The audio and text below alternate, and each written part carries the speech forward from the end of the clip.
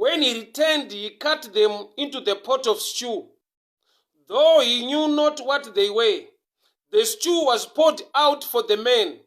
But as they began to eat, they cried out, O men of God, there is death in the pot, and they could not eat it. Elisha said, get me some flour, get some flour. He put it into the pot and said, save it unto the people to eat. And there was nothing harmful in the pot. May the Lord bless the reading of his word. Father, we thank you for such a time and an opportunity to minister your word. Speak to us, O Lord, instruct us, empower us for the glory of your name. We thank you, Father, in Jesus' mighty name I pray. Amen. I titled the message, Emanera Nasi, Zvinoita zvakadaro. Zvinoita zvakadaro. Zvazviri izvozvo. There is grace that can help you and sustain you. Kuti zvingobuda zvakanaka. Shoko rinoti all things work out together for good to those that love the Lord. So zvinoita zvakadaro. Negative aripo, zvese zviri kuuya against you zviripo, but I'm sure you will testify there is the kind of grace that can make you pull through, that can make you stand despite mamirira zvakaita. But chandinoziva muna Mwari wedu zvinongoita zvakadaro. Why? God is in control. God is still on the throne. God bless you so much. Baba Mtandwa, you are welcome. Mr. Gideon Mutandwa, all the way from Australia. God bless you so much. Sister Yokai Mugweni, may the good Lord bless you. Sister Mason Love, you are welcome. May the good Lord bless you. Thank you so much for tuning in. So there was a time, Yekuti, there was famine in the land. Then munhu waMwari ndokubva aronga a meeting in that region of Gilgal. So they were having a meeting, Elisha and the other prophets. So vari pakati pe meeting ndokubva aziva kuti people they need to eat. Ndokubva atuma vanhu kuti endai munotsvaka mizambiringa, endai munotsvaka zvekudya kuti vanhu vakwanise kudya. Then the sons of the prophets went out. Zvanzi mumwe wavo, then he gathered some wild vines, mizambiringa yebundo, wild vines. I know you can connect this to John 15 when the Bible says, I am the true vine. Jesu anoti ndini muzambiringa wezvokwadi. Saka this time people have gathered some vines to eat, but they've gathered the wild vines. Jesus is the true vine. So which means there is also a wrong vine or a fake vine. Jesus is the true vine. So the sons of the prophets have gathered some vines, but unfortunately they gathered the herbs that were the wild vines. Ndokubva vauya nazvo kwakuisa mupoto kuti vabike kuti vakwanise kudya. These are mature men. You don't need a prophetic eye kuti uone kuti muriwo uyu wakaipa kana kuti hauna kunaka kana kuti uri poisonous. With natural eyes and natural understanding, you can tell kuti muriwo wandatana hausiriwo. But Bible rabuda pachena kuti they did not know. When he returned, he cut them into the pot of stew, though no one knew what they were. Zvoreva kuti vakashaiwa ruzivo in the natural kuti zvii zvataunza. Maybe because they were so hungry, havana kutsvaka much about kuti muriwo ndewei, but as long vawana muriwo. So there are times kuti life inokisa pakona, inokisa pa tight corner, pekuti you don't care much kuti zvii zviri kuitika. What you want to do, chauri kuda maybe is to settle with somebody, or chauri kuda is to make money out of certain business, and sometimes you don't think much about it. But at the end also discover kuti ndakashandisa wrong ingredients, chandiri kuda chiri right, but nzira dzandakashanda nadzo hadzina kunaka. There are times yekuti life inoisa munhu pakona zvekuti unongoda kungoti chero zvazvaita as long ndararama, as long zvinhu zvafamba. But I've come to realize kuti Mwari wedu une nyasha. Dzimwe nguva you gathered the wild vines without knowledge. You gathered the wild vines because there was famine in the land. Munyika manga muine nzara, there was famine in the land. Saka muriwo wanga uri available, wanga uripo ma wild vines, and yet they were poisonous. But the reason of their meeting is for the sake of the ministry or the work of God. So munhu waMwari ndokubva atuma vanhu, ndokubva vauya nemizambiringa yebundo inova vainga iri poisonous. Ndokubva zvabikwa zvikapakurirwa vanhu, and they began to eat, and they cried out, O men of God, there is death in the pot, and they could not eat it. Remember, there was famine in that land. Ndokubva vagadha muriwo wavakaunganidza, the wild vines angari poisonous, which means death was from all angles now. Dai vakaregera kudya, already there was famine in that land, in that region, which means vakaregedza kudya, they would die of hunger or of famine. Vakadya, they would die of the poisonous or of the poison in the meal or in the pot, which means, and there was also death outside. Life inosvika painokisa pakona in that level yekuti whether kuita kana kusazviita uri patight corner.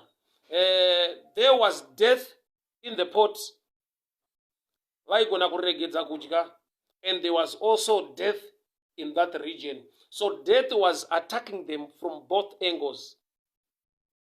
From both angles. Zvanga zvine attack. I'm sure those who are in Zimbabwe, they can relate this easily. Kuti kuenda kubasa kwacho kutoto kutemesa musoro, mari inobuda ikoko haisi kutomboita, haikwani. Ukaregedza kuenda kubasa hauwani chekudya, ukaenda kubasa kwacho unogona kutoshaya chekudya uri pabasa, which means there come a time in life zvekuti challenges they are coming from all angles. Pane paunofunza kuti maybe I'll just stay alone, zverelationship hazviiti, ozoona kuti mukugara wega kwacho une dzimwe nyaya, you need a partner, then you look for a partner or you get a partner, otozoona kuti una partner wacho, it's more like it's becoming worse. I don't know kana uchigona kurelate this kind of scenario of a situation kana wakambopfuura mairi at a point yekuti in a relationship unoshuvira kuti this is too much, I would rather stay alone. Then by staying alone you also realize that I need somebody. So both angles dzine challenges adzo. Both angles dzine challenges adzo. The place iri only safe is in the hands of the Lord. Somebody unogona kuva nemindset yekuti maybe if I get a partner and I get married, ndiri relationship, things zvinongondiitira zvakanaka so. Then you come into a relationship, you come into a marriage, and you realize, handisina kupinda in this kind of a situation here, relationship, because the headache is too much. And you think of going out. But if you relate nevanhu vari kunze, vari outside in the relationship, they can also tell you, at least zvako nemurume wacho.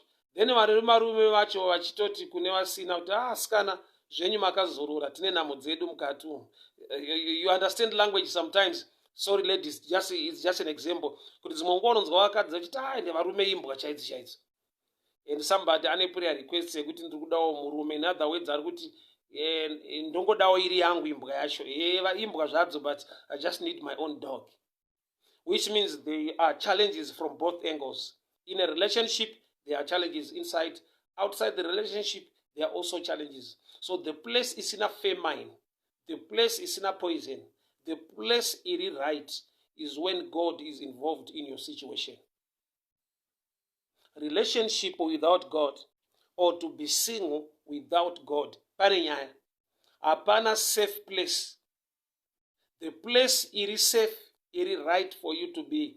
A place you are involved with the presence of God to be with you.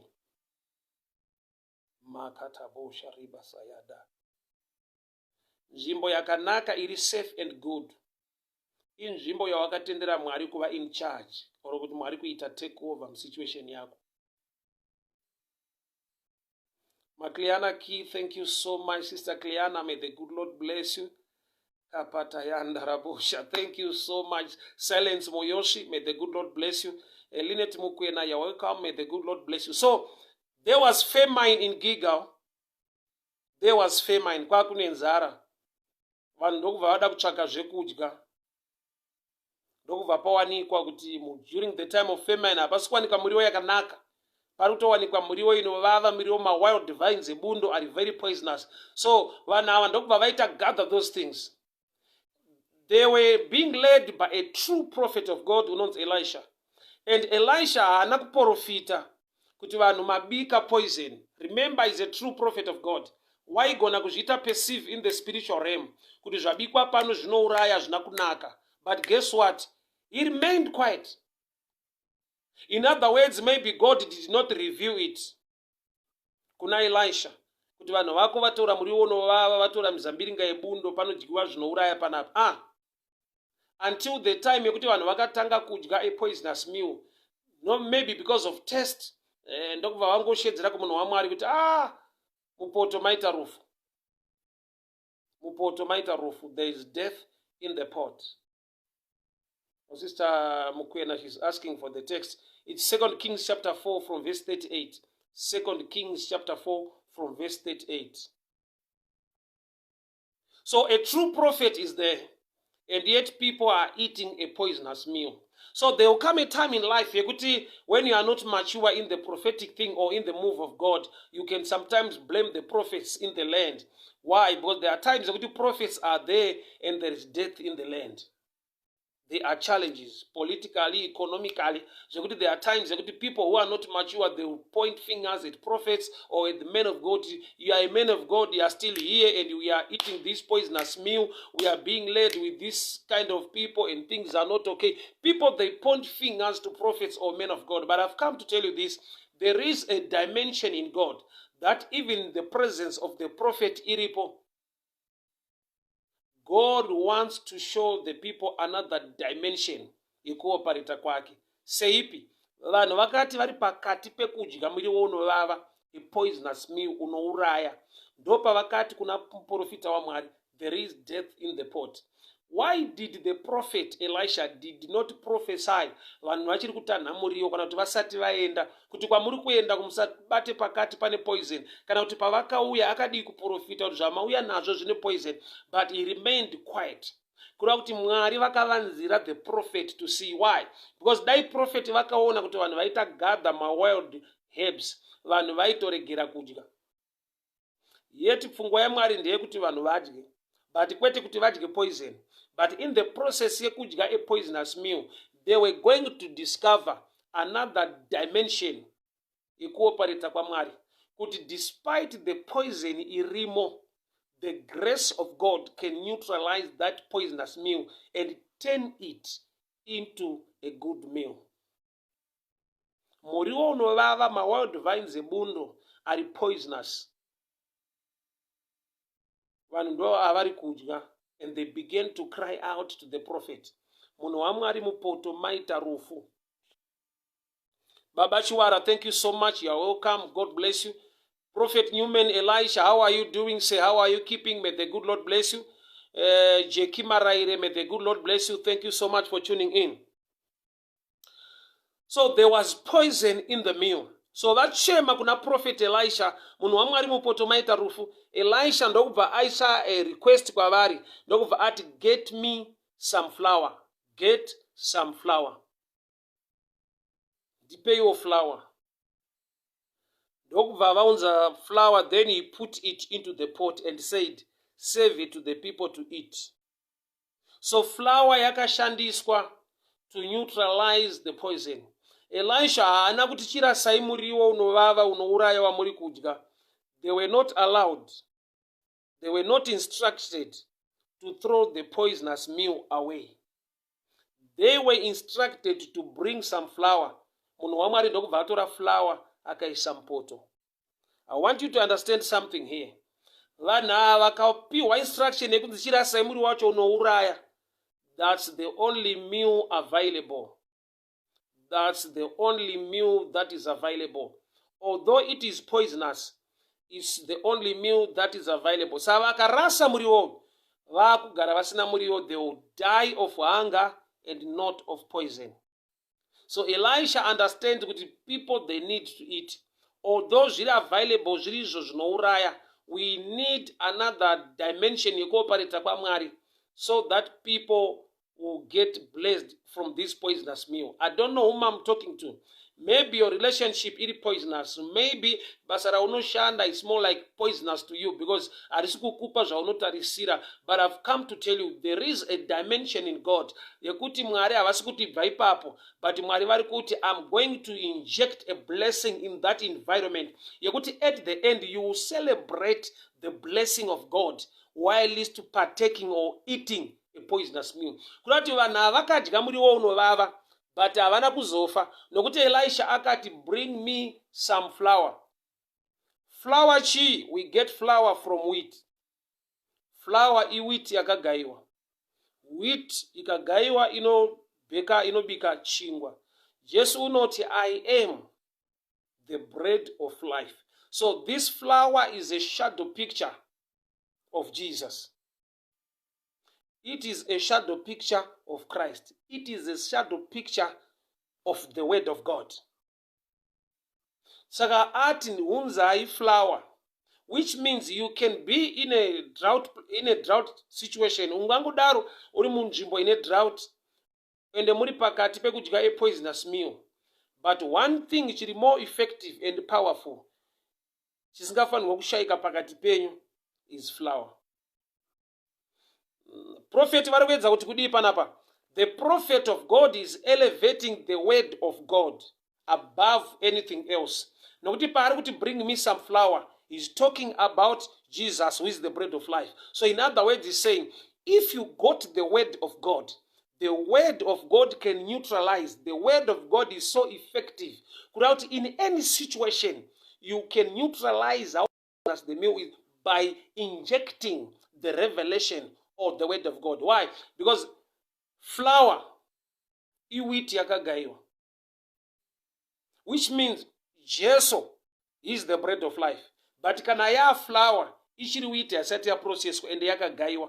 Kugaiwa kwe wheat, it's a sign yekuti is the breaking down of the wheat, no flour, is the breaking down. Kugaiwa kwayo. Zvoreva kuti when you break down the word, when you can extract a revelation from the word, the revelation is effective, is powerful to neutralize every poisonous situation in your life. So pano vanhu vari kukontinua kudya this meal, but vari kukontinua after the prophet vaita put or vaita inject the flour into the meal.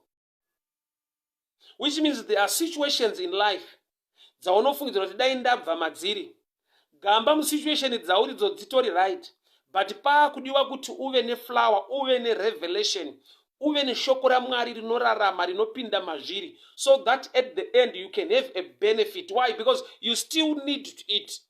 Why? There was famine in the land and you need to eat, and the only meal available, my wild vines are very poisonous. But chinoita kuti udile ne wild vine akusi kurasa ma wild vines, but kuintroduce the flour into the pot, and the flour that makes bread is Jesus. John 15 over that, I am the true vine. Apa shokorati they gathered wild vines. Jesus is the true vine, which means the best way to deal with anything poisonous to the kingdom of God is to introduce the truth. Don't throw away the flour. What am I trying to say? My wild vines is a wrong gospel. Well, because the true vine is Jesus, and Jesus is the gospel. Which means pese paita fake, paita a poisonous gospel in society. We are not supposed to attack the poisonous or the fake gospel. We are supposed to inject or to preach the truth or to present Jesus. And the truth will swallow every poisonous thing. Remember, the best way to fight wrong things, there was poison in the meal. Vanhu vaita gather my wild vines. My wild vines, they represent a wrong gospel.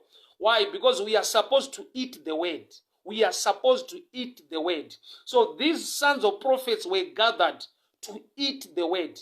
But in that time, the manga mupoto, manga maita rufu, like the times we are living in now, there is so much fake things. Wrong preachings, wrong gospel, fake things. But the best way to deal with the fake is to introduce the truth.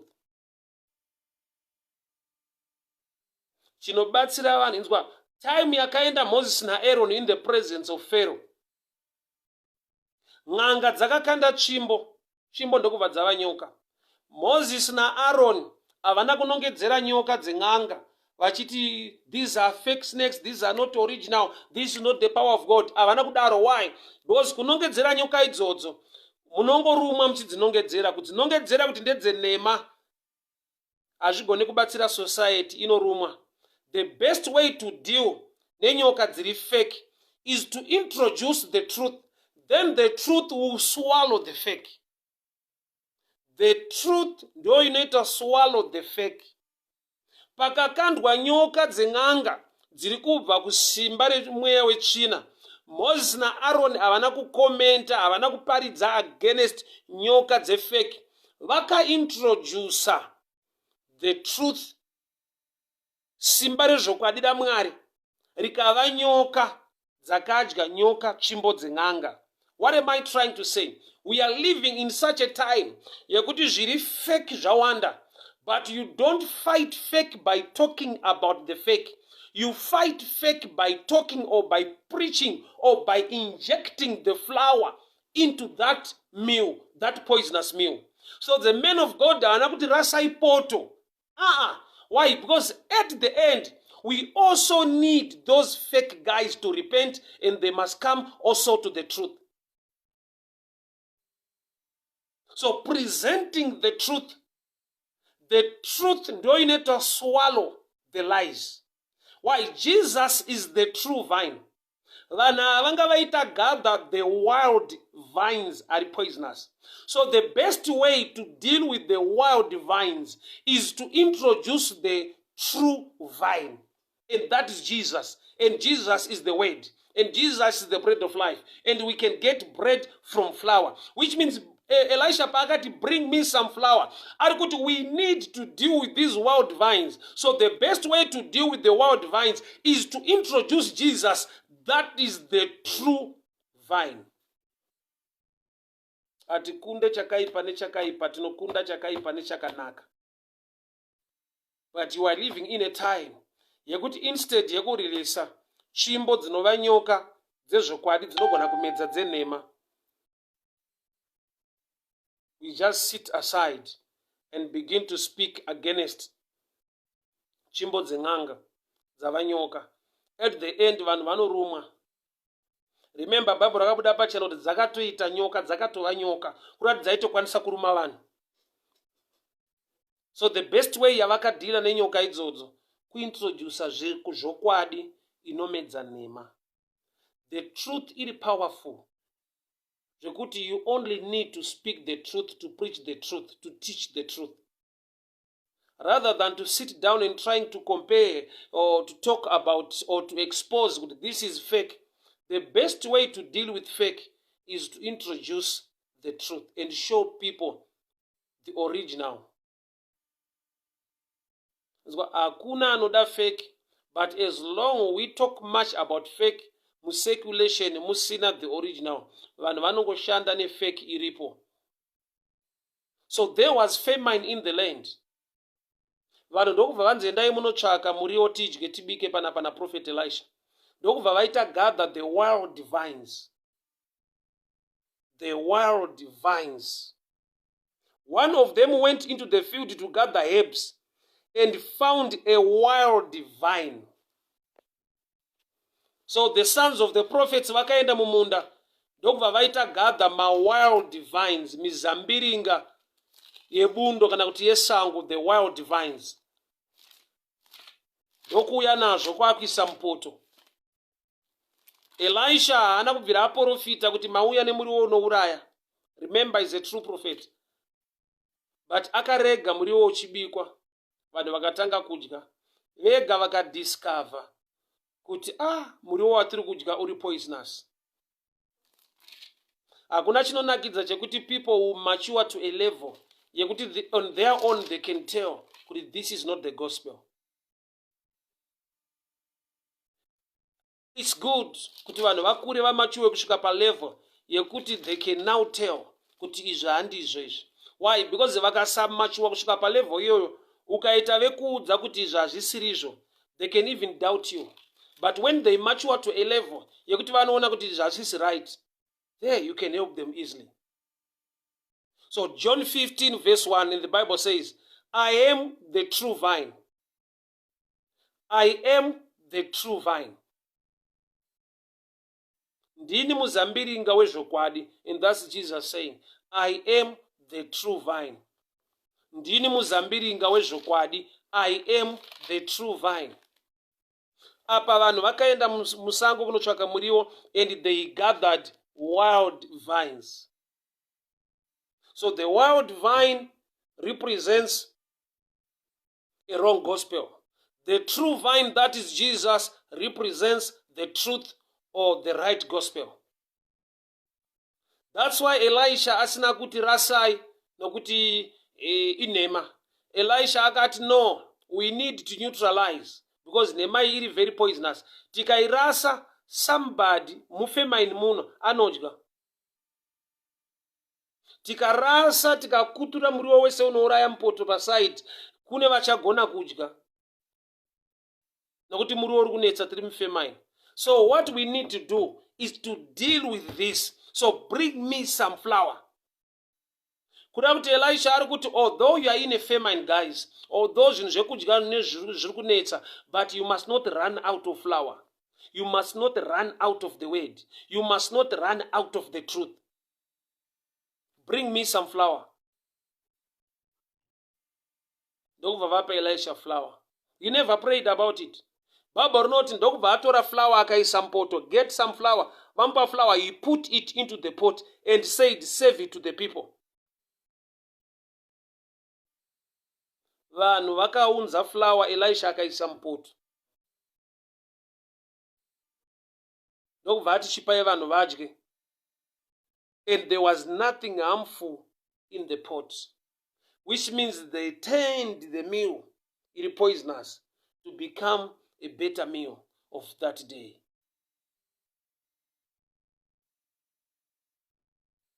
Why? Because they were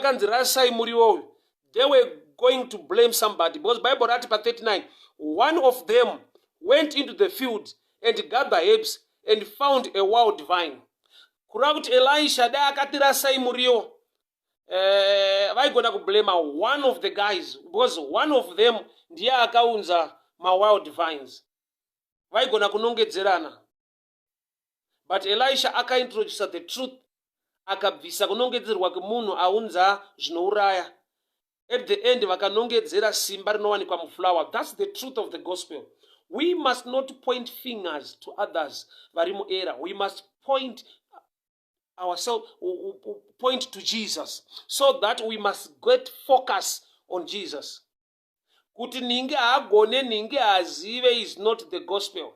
The true gospel is about Jesus. Zvaakaita muupenyu hwedu, zvaakatiitira zvinotiponesa. It's all about Jesus. Kudati at the end of the day, vanhu vakatanga kutaura kuti ndatisingazive kuti flower yakadaro.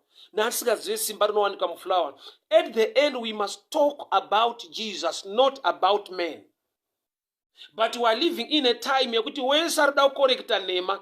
At the end, panoguma pakuzikanwa kunzi uyu anogona, uyu ndiye anonyatsoparidza, uyu ndiye anoziva, vamwe vese vakarasika, which is wrong. At the end, we must only honor the name of our Lord Jesus Christ. It's not about men, it's about Jesus. It's not about the wrong prophet, it's about the flower. Imagine dai Elisha akangoti chirasai muriwo, kana kuti wakomana ndoda kuziva kuti aunza poison mupoto ndiani. Panga paizomuka a blame game. Paimuka kumukirana nekutukana. But Elisha paakapresenta kuti bring me some flour. Akatora flour akaisa mupoto. At the end vanhu vaguta vakati akomana, we thank God for the flour. Nokuti dai papasina flour, dai tadya poison tikafa. Which means at the end, we must all point to Jesus. We must all know one thing, that Jesus is Lord. We are living in such dangerous times. Yekuti people, they criticize each other. This one is wrong, this one is correct. But at the end, pabude nauye kuti ari correct panyaya dzese is Jesus. Panobuda nyaya yekuti this one is a great preacher and this one is a fake one. It's high time we must not point fingers to each other. We must look unto Jesus, author and finisher of our faith. Mupoto zvinoita kuti muwanikwe poison yauya nemunhu waMwari. Remember, these are the sons of prophets. Vaenda kundotsvaka muriwo, mumwe ndokubva auya nemuriwo unouraya.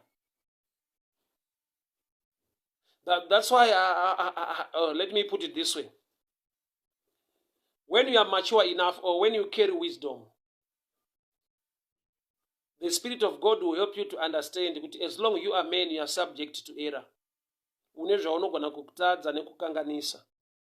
So if you are kind of a preacher or of a man who preach or who expose or who tries to make a name by correct other preachers on your pulpit, at the end, if you know that you are subject to make an error because you are human, you can swallow your pride and handle my issues with wisdom. Why? Because there will come a day where you make an error. Makatabosha. Uyu murume uyu akaunza wild vines mupoto uyu. Asi muedheni munhu. Zvanzi the sons of the prophets, one of them. Paigona kutonzi rasa ipoto iyi hunzai mukomana atsvaga haanamata ada kuraya vamwe azive. But Elisha akati there is a better way to handle the wild vine. We need to introduce the true vine or the true gospel. And that is Jesus. We are living in such a time.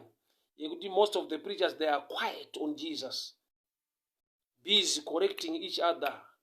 Showing the world that I'm a great revelator. I'm too anointed. I know this one is fake. This one does not know. The best way to deal with the wild vines is to introduce the true vine. And that is Jesus. Why? Because tikasava neissue yeflower, tikasaisa mupoto, tikarasa muriwo iwoyo. Remember, there was famine in Gilgal. Somebody akasangana nechikafu ichocho achadya. Kuti tauraya society. Nekuda kuprova a point kuti uya hagoni kutsvaga muriwo atiunzira sirizvo handi totsvaga wedu. But I thank God kuti Mwari akavapa nyasha dzekuti vashande nezviripo, and they did it out of love. Vakatora flour vakaisa mupoto. Poto zhinji, pulpit zhinji dzazara muriwo unovava. Vanhu vaakufira pamba pemuprofita. It's more like a church picture yadaverenga. They were meeting the prophet Elisha. Ndobva pabikwa poisonous meal pamba paprophet. Thank God for the flour. Which means zvimwe zvese zvingaitike pachechi, but chatisingafanirwa kukanwa kuziva is to present the truth or to put the flour into everything. Shoko kana kuti Jesu ngave pamusoro pezvese. Chinhu chese chikashayiwa Kristu chiri dangerous. Human ability haiparidzwe kugona kwemunhu hakutaurwe nezvako hakuparidzwe. Why? Kunogona kugadzira pride. But tikaparidza tikataura pamusoro pekunaka kwaKristu, kunotipa kuzvideredza uye nekusumudzirwa naMwari. Vakadya a poisonous meal yaiswa flour vakararama. It was no longer poisonous. Why? Nokuti vakangunzi rasai muriwo iwoyo, vanourasa. They can also blame aunza muriwo unovava, because Bible rati one of them, havasi vese, so one of them aunza muriwo unovava uri poisonous. Vaigona kumublema orasa muriwo. At the end vachiblemana vachirasa muriwo, vese vaita one thing in common, vaifa nenzara. Why? Because there was famine in that land. So vaigona kufa vese nenyaya yeblame game. Nokuti havasi kutsvaka the revelation yokuti or what to do or how to handle this issue. Pese munhu paanotry kuprove a point kuti I'm a great preacher than this, I know much more than this guy. Tiri kukontinya nepoison yacho. tiri kukontinya nepoison. Taakushayiwa time yekuintrodusa flower mupoto, but taakurasa muriwo kana kuti kutora muriwo wacho kwakutouexposa pamberi pevanhu kuti muri kuzviona izvi. Handizvo zvinodyiwa izvi, but vafundisi venyu ndo vatiunzira zvinhu izvi. I'm so shocked in our times. I'm not on the side that people must continue in error and do such things, but I'm so worried in our times. Why? To an extent, you see a preacher, what you only talk about on the pulpit. Somebody did this. Somebody is not a man of God. He's doing this. He's not a man of God. All right. Where is the flower? Because at the end, Jesus is the flower that I know, who can neutralize every poisonous gospel. Inzwa, munhu paenda kunotsvaka muriwo, ari kutozviita out of love yekuti vanhu vaone chekudya. But error inowanikwa even munhu aine rudo. Munhu paandotsvaka muriwo ane chido, ane rudo rwekuti vanhu vadye. But kuva nerudo hakumutadzise kuva munhu anogona kuva wrong. Anogona kupedzisira auya nepoison out of love. His motive pakunotsvaka muriwo ndeyekuti people must get a meal kuti vagone kudya. So motive yake iri right. But is not mature enough to tell the difference paari kuita gather things.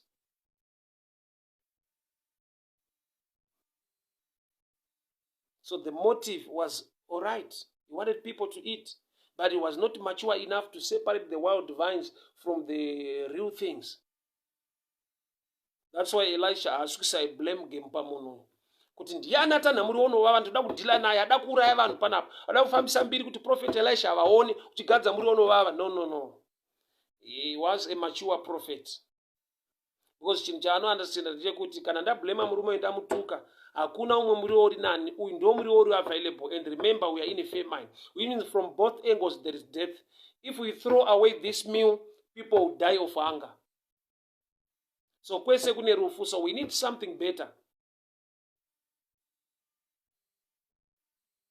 Over to bring me some flour. Flour yauya yakaiswa mupoto. Vanhu vakadya vakararama. I want to show you dzimwe nyasha dziripo pakaintroduced flour. Why? Because people pavakadiscover kuti there is death in the pot, vanga vatombodya. Vanhu pavakatanga kudya vari pakati pekudya ndo pavakadiscover.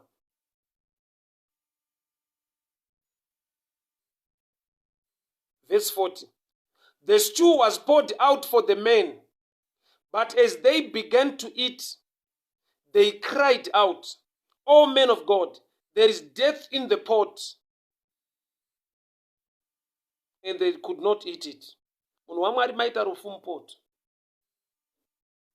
Havana kuzviona nemaziso kuti maita rufu mupoto. As they began to eat, which means vamwe vanga vatoita swallow that poison. But Elisha ari kuti ndaakuisa flour mupoto. Pamuri kukontinya kudya nawo, poison yafanopinda neyanga iri mupoto, as long there is flour iyoyo iri kunodhila nezvambopinda mamuri kare. Flour iri kushanda nekudhila zvambopinda kare nezvimwe zvichiri mupoto. People of God, hear me very well. We are living in such a time yekuti dzimwe nguva kubasa kwauri kuenda kungoendawo hako kuti haungagare kumba, but ukanyazviongorora unyatsoona kuti zvinenge zvakafanana futi, because kwese kune stress. Kushayiwa basa kwacho kune stress, uri pabasa pacho une stress, murelationship macho mune stress, uri wega uri single kune stress. Both angles there is death. Chinongodiwa bedzi musituation idzodzo, introduce Jesus. You need flour in that pot. Why? Because ukaregedza kudya meal iyoyi unofa nenzara, kunze kune nzara. So what you need to do is to eat. But zviri available zviri poisonous. So the best way to deal with this situation is to introduce flour into the pot, which means Jesu ngaave part of the meal. Jesu ngaave part of your business. Jesu ngaave part of your relationship. Nokuti ukasamuintroduce some situation yako, this meal can kill you. Ukaregedza kuidya, also there is hunger in that famine. That hunger can kill you. So zvaapo kutodya. So the best way to do is to introduce flour into the pot. Because kunzo kune famine. Mukati mune rufu. I don't know whom I'm talking to, but it was a situation hiyo iriko yekuti zvauri kutochemera chaizvo zviri right. Because ausati waamazviri. Kana waamazviri zvinochemedza futi. So what are we supposed to do now? Kuti uri kuchemera kuwa mazviri. But waamazviri unochema nokuti uri mazviri. Wodi. Nokuti ukazviregedza nhamo yekunzo kunoiziva kuti there is also famine in the land. In Gilgal mune famine. But mupoto macho futi maita rufu. So nyaya haisi yekurasa muriwo uri mupoto nokuti uri poisonous. We need to introduce flour in it. Mwari watiwanire nyasha. Mwari watiwanire nyasha. Don't run out of flour. Usashaye shoko raMwari muupenyu wako. Learn to speak a word into your situation. Continue to speak the word into your situation. Speak the word of God into your situation. Speak the word of God into your relationship. Speak the word of God into your family. Speak the word of God into your business. Why? Nokuti zvauri kuita zvese zvine ka element ke poison karimo. Zvine ka attack nekukurwadzisa zvakunoita. But I've come to tell you this. There is flour that is more powerful than the poison. And that flour is the word of God. Introduce the word of God into the pot. And I'll tell you this. Vakadya, vakararama. There was no longer poison in that meal. Mwari wenyasha atichengete, Mwari wenyasha akugonesei. Zvinoita zvakadaro. Zvinoita zvakadaro. Don't complain kuti maita poison. Don't complain. Look for flour. Ngatichake flour yekuisa mukati mepoto. So the man of God said, bring me some flour. Situation yako iri poisonous. But handisikuya kuzotaura kuti tiza ibva pairi. Ndiri kuti iwewe you have what it takes. Why? Because the flour is the word of God and the flour is already in you. So speak the word. Speak the word. Speak the word. Speak the word. Isa flour mpot. Isa flour mpot. Isa flour mpot. Isa flour mpot. Introduce the word. Taura shoko raMwari situation yako. Zvinoita zvakadaro musituation iyoyo. Pabasa pauri kuvengwa ipapo. Speak the word. Muministry mauri kumakwa imomo. Speak the word. Vachasvika pavachaona kuti iyi haisisi tamugadzirira poison but ari kungoguta nayo. Hakuna chinorwadza muvengi wako kuti akugadzirira poison but uri kuita matama nepoison ino. I don't know whom I'm talking to, but I prophesy into your life kuti musituation iyoyo iri very poisonous yakarongwa neenemy. Ndaona watobuda unoita matama uchidya poisonous meal.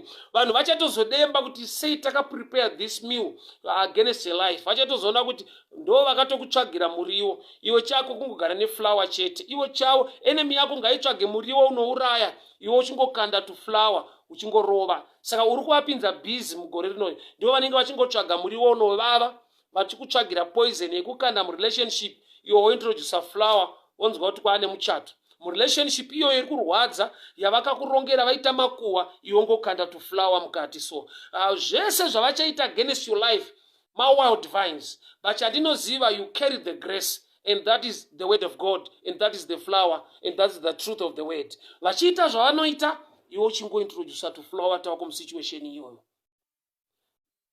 Vachasvika pakuona kuti they are the ones helping you to succeed. Why? Because flour iripo. The enemy iri kuda kuti udye a poisonous meal. But thank God for the prophetic voice, for the revelation of the word. You can introduce the flour into that pot. Vanhu vachazokuona waane matoothpick zvako wakazorora wapedza kudya poisonous meal yakaiswa nyasha. Vachademba kuti wakamboingei pabasa, nokuti mavengero avari kuita pabasa ipapo achaita kuti vashamisike kuti ko sei ari kubudirira ari panzvimbo yaakavengwa. Flour is the word of God, and the word of God is Jesus. Jesus is the grace of God. May God grant you the grace. May God sustain you with a blessing and a favor to a level yokuti after eating a poisonous meal, you remain standing. Vapedza kuita zvese against your life, you will testify the goodness of the Lord. So despite the famine that was in the land, and despite kuti pana unza a wild vine a poisonous meal, vakadya vakararama. Mwari werugare akugonesei, Mwari werugare akuchengetei. Zvinoita zvakadaro nokuti ndimwari. Mufemaini imomo, mupoison yaiswa mupoto imomo, you come out with a testimony because of Jesus. Nekuda kwa Kristu Jesu vachatozoona kuti iwaya mawild vines iwaya anotena kuva a special meal. Iyo mzambiringa yebundo inouraya iyoyo ndo type yomuriwo wacho wauchadya gore rino. Gore rino uchadya zvakaunganidzwa nemuvengi sepoison, ukabuda matama nekuda kweflour nekuda kwenyasha dzaKristu dziri musoro meupenyu hwako. Whatever zvavanoronga against your family, vapedza kuronga nekudii. Do you know the devil works for God but is not aware? That's why achiramba achingoshanda. The devil pese paanoita chinhu anofunga kuti ndiye ari kuita against your life. Yet the Bible says when the enemy comes like a flood, the Spirit of the Lord will raise a standard, which means it's the coming of the enemy, not the rising of the standard. When the enemy comes like a flood, which means it's the coming of the enemy, determine the standard to be raised in your life.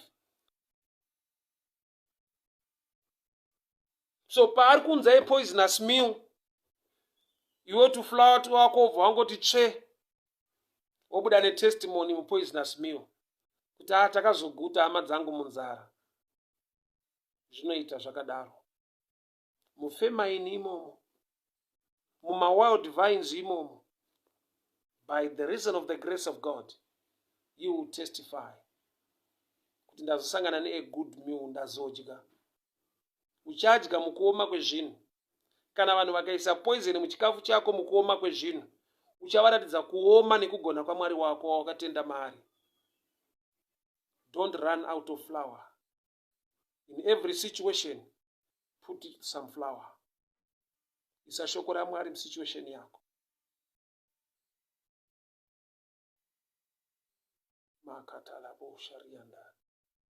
People of God, thank you so much. We meet again tomorrow by God's grace. Mwari wenyu asha akuchengetei, Mwari wenyu asha akugonesei. Ndinotaura flour inobvisa every poisonous act of the devil against your relationship, against your family, against your business. In the mighty name of Jesus. Despite death in the land and death in the pot, there is life in God.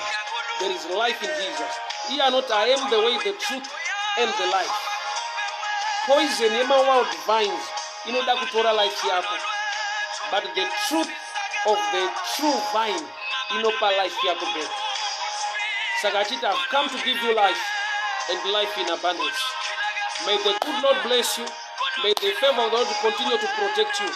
In this time of this COVID-19 pandemic, we speak the favor of the Lord, the grace of God to protect you. Family dzenyu dzichengetwe.